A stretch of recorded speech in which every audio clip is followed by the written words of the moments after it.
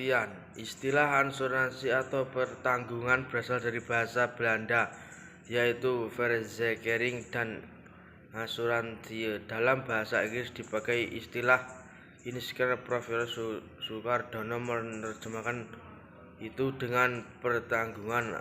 Dalam literatur hukum dengan dagang dan kurikulum Fakultas Hukum di Indonesia, istilah pertanggungan lebih banyak dipakai dan dikenal. Perasuransian adalah istilah hukum yang dipakai dalam perundang-undangan dan perusahaan asuransi. Istilah asuransi berasal dari kata ansuransi yang berarti pertanggungan atau perlindungan atas objek dari ancaman bahaya yang menimbulkan kerugian. Jadi perasuransian berarti segala usaha yang berkenaan dengan asuransi. Dalam hukum pertanggungjawaban, orang yang mempertanggungan disebut tanggung. Sebagai terjemah dari bahasa aslinya bahasa Belanda, dalam bahasa Inggris dipakai istilah the insurance, sedangkan orang yang menanggung disebut penanggung. Wirjono Prodijokoro mengatakan bahwa asuransi atau dalam bahasa Belanda berarti pertanggungan. Dalam suatu asuransi terlibat dua pihak, yaitu yang satu sanggup menanggung atau menjamin.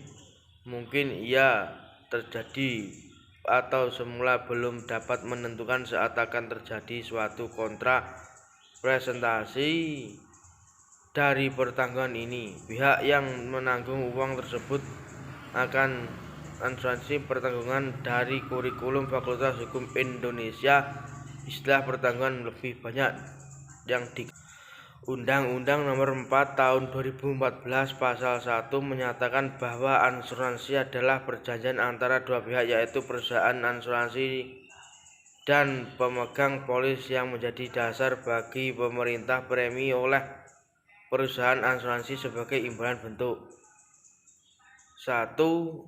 Memberikan penggantian kepada tertanggung atau pemenang polis karena kerugian tanggung jawab hukum kepada pihak yang ketiga yang satu peristiwa yang tidak pasti. 2. Memberikan pembayaran yang didasarkan pada meninggalnya tertanggungan atau pembayaran yang didasarkan pada hidupnya. Pasal 246 KUHD menyatakan bahwa asuransi atau pertanggungan adalah perjanjian di mana menanggung mengikat diri dari tertanggung dengan memperoleh premi untuk memberikan kepadanya ganti rugi karena suatu kehilangan, kerusakan, atau tidak mendapatkan keuntungan yang diharapkan mungkin diderita karena peristiwa yang tidak pasti. Menurut ketentuan pasal 1 butir atau 1 Undang-Undang Nomor 2 Tahun 1992 tentang usaha, asuransi atau pertanggungan adalah perjanjian antara dua dalam hubungan dengan asuransi jiwa. Apabila rumusnya menghidupi jenis asuransi jiwa, maka rumusnya adalah asuransi jiwa adalah perjanjian dua pihak atau lebih dengan mana pihak menanggung mengikat dari kepada tertanggungan. Pertanggungan jiwa adalah perjanjian timbal balik antara penutup atau pengambil asuransi dengan penanggung, di mana penutup asuransi mengingatkan diri untuk membayar premi, sedangkan penanggung mengingatkan untuk membayar uang sejumlah dengan yang telapkan pada saat ditutup pertanggungjawaban kepada penikmat dan didasarkan atas hidup dan matinya seseorang yang ditunjuk. Asuransi diklasifikasikan berdasarkan kejadian yang tidak dikehendaki, yaitu asuransi jiwa dan asuransi umum non-jiwa. Yang pertama, asuransi jiwa. Asuransi jiwa memberikan perlindungan terhadap aliran pendapatan kepada ahli waris akibat kematian.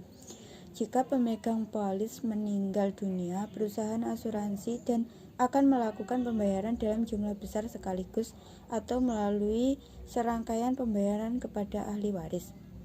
Produk-produk asuransi jiwa meliputi asuransi kecacatan, anuitas, asuransi kesehatan, serta asuransi jiwa itu sendiri.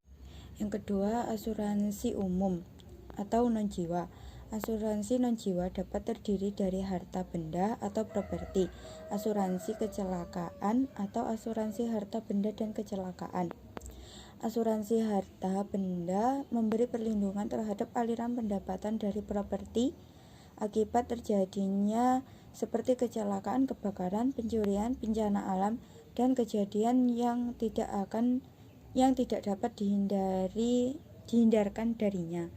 Bismillahirrahmanirrahim. Selanjutnya saya akan menjelaskan tentang hukum Islam tentang asuransi. Jadi di sini berbagai pendapat ulama tentang asuransi, yaitu ada yang mengharamkan dan ada yang menghalalkan.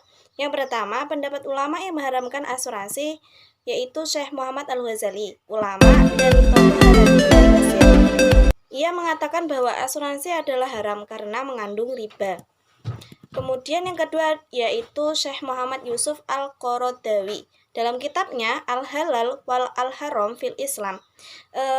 Dalam praktik sekarang ini asuransi itu bertentangan dengan prinsip-prinsip syariah Islam. Ia mencontohkan dalam asuransi kecelakaan. Kemudian yang ketiga yaitu Muhammad Muslehuddin, guru besar hukum Islam Universitas London.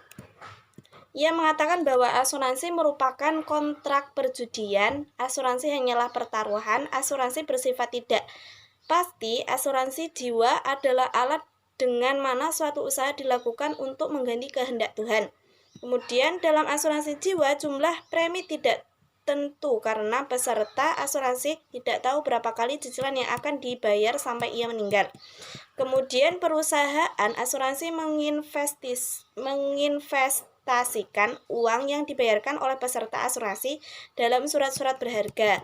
Selanjutnya, seluruh bisnis asuransi didasarkan pada riba yang hukumnya haram. Karena itu para ulama dengan keras menyatakan perang terhadap asuransi dan secara tegas berpendapat bahwa kontrak asuransi bertentangan dengan standar-standar etika yang ditetapkan oleh hukum Islam. Kemudian pendapat ulama yang menghalalkan asuransi. Yang pertama, Syekh Abdurrahman Isa Universitas Al-Azhar Mesir sepakat atas perbuatan yang mengandung maslahat yang berhubungan apa yang telah diciptakan Allah Subhanallah wa ta'ala bagi kepentingan manusia perbuatan ini diperlukan. Kemudian yang kedua yaitu Muhammad Yusuf Musa, guru besar Universitas Kairo, mengatakan bahwa asuransi bagaimanapun bentuknya merupakan koperasi yang menguntungkan masyarakat. Asuransi jiwa menguntungkan nasabah sebagaimana halnya menguntungkan perusahaan yang mengelola asumsi. Kemudian Syekh Abdul Wahab Halaf, yaitu guru besar hukum Islam Universitas Kairo. Beliau mengatakan bahwa asuransi boleh sebab termasuk akad mudharabah dalam syariat Islam ialah perjanjian persekutuan dengan keuntungan dengan modal yang diberikan oleh satu pihak dengan tenaga di pihak lain.